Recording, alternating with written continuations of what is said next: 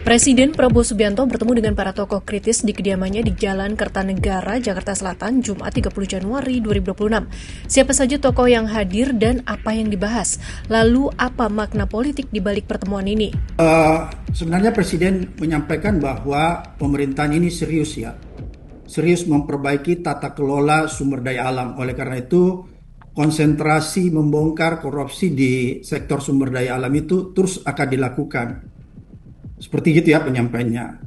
Pada saat itu saya sampaikan Pak Prabowo sebenarnya dulu waktu saya jadi ketua KPK, itu kita sudah pernah juga konsentrasi terhadap sumber daya alam. Pada saat itu ada namanya Gerakan Nasional Penyelamatan Sumber Daya Alam.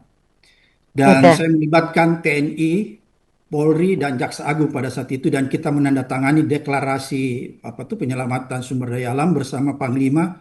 Pada saat itu Pak Muldoko, Kapolrinya Pak Timur Pradopo, Jaksa Agungnya almarhum Basir Parib, dan saya sendiri Ketua KPK.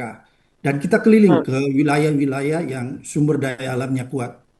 Memang pada saat itu dari hasil deklarasi itu ya, dari hasil diskusi dengan para petinggi baik TNI maupun Polri, akhirnya kita menyepakati pada saat itu mungkin penting dibuat semacam satgas seperti yang sekarang dibuat Pak Prabowo.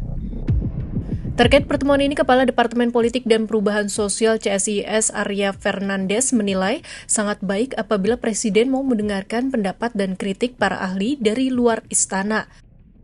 Dengan demikian, Presiden dapat memperoleh perspektif lain atas kebijakan yang diambil.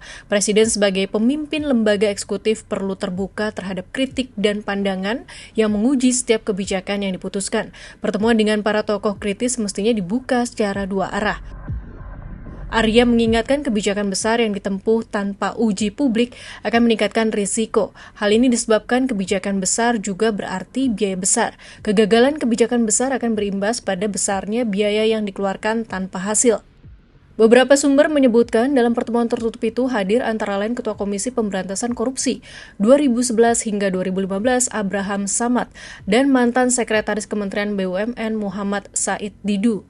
Presiden juga berdiskusi mengenai kepemiluan dengan Siti Zuhro serta penegakan hukum dengan Susno Dwaji, mantan Kepala Badan Reserse Kriminal Polri. Adapun Presiden selain didampingi Menteri Pertahanan Syafri Syamsuddin, juga didampingi Menteri Sekretaris Negara Prasetyo Hadi dan Menteri Luar Negeri Sugiono.